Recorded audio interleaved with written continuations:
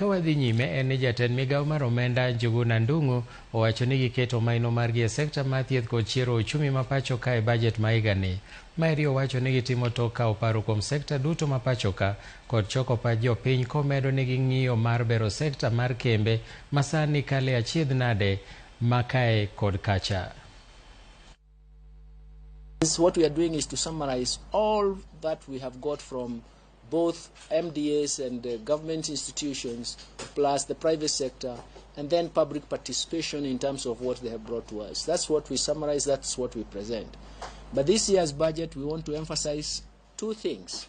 First, we have to protect that economic recovery. We can only protect that economic recovery through policy reforms, through the diverse measures of raising revenues, through programs and through interventions.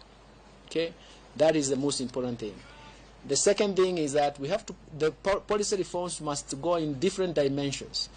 With some of you, I don't know whether you look at data. If you look at exports, our exports, manufacturing exports, there has been a secular decline of manufacturing export. It means that it is very difficult for the manufacturing sector to increase jobs.